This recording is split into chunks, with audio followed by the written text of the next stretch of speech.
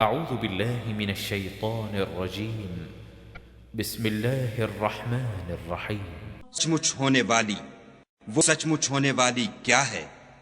اور تم کو کیا معلوم ہے کہ وہ سچمچ ہونے والی کیا ہے؟ وہی کھڑکھڑانے والی جس کو سمود اور عاد دونوں نے جھٹلایا، تو سمود تو کڑک سے ہلاک کر دیے گئے، عاد ان کا نہایت تیز آندھی سے ستیہ ناش کر دیا گیا۔ اللہ نے اس کو 7 رات اور 8 دن ان پر چلائے رکھا، تو اے مخاطب تو لوگوں کو اس میں اس طرح ڈھے اور مرے پڑے دیکھے جیسے کھجوروں کے کھوکھلے تنے۔ بھلا تو ان میں سے کسی کو بھی باقی دیکھتا ہے؟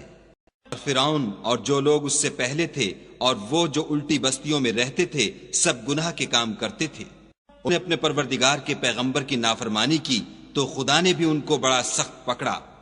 پانی طغیانی پر آیا تو ہم نے تم لوگوں کو کشتی میں سوار کر لیا کہ اس کو تمہارے لیے یادگار بنائیں اور یاد رکھنے والے کان اسے یاد رکھیں۔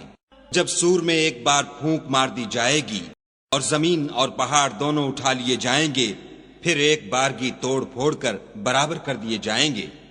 اس روز ہو پڑنے والی یعنی قیامت ہو پڑے گی، اور آسمان پھٹ جائے گا تو وہ اس دن کمزور ہوگا، اور فرشتے اس کے کناروں پر اتر آئیں گے، اور تمہارے پروردگار کے عرش کو اس روز 8 فرشتے اٹھائے ہوں گے۔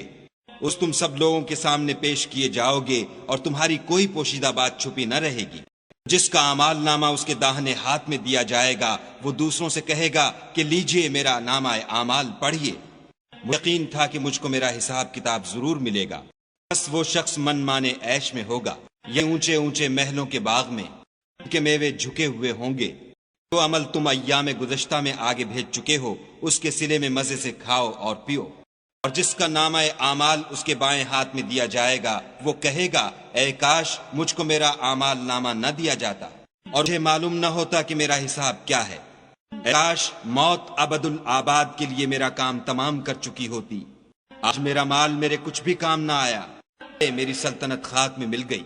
حکم ہوگا کہ اسے پکڑ لو اور طوق پہنا دو، دوزخ کی آگ میں جھونک دو، پھر زنجیر سے جس کی ناپ 70 گز ہے جکڑ دو۔ یہ نہ تو خدائے جل شانہ پر ایمان لاتا تھا، نہ فقیر کے کھانا کھلانے پر آمادہ کرتا تھا، آج اس کا بھی یہاں کوئی دوست دار نہیں، نہ پیپ کے سوا اس کے لیے کھانا ہے، اس کو گناہ گاروں کے سوا کوئی نہیں کھائے گا۔ تو ہم کو ان چیزوں کی قسم جو تم کو نظر آتی ہیں اور ان کی جو نظر نہیں آتی۔ یہ قرآن فرشتہ عالی مقام کی زبان کا پیغام ہے، یہ کسی شاعر کا کلام نہیں، مگر تم لوگ بہت ہی کم ایمان لاتے ہو۔ نہ کسی کاہن کے مزخرفات ہیں لیکن تم لوگ بہت ہی کم فکر کرتے ہو۔ یہ پروردگار عالم کا اتارا ہوا ہے۔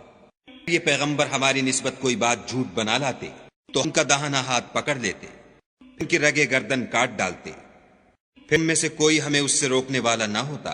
اور یہ کتاب تو پرہیزگاروں کے لیے نصیحت ہے۔ ہم جانتے ہیں کہ تم میں سے بعض اس کو جھٹلانے والے ہیں، یہ کافروں کے لیے موجب حسرت ہے۔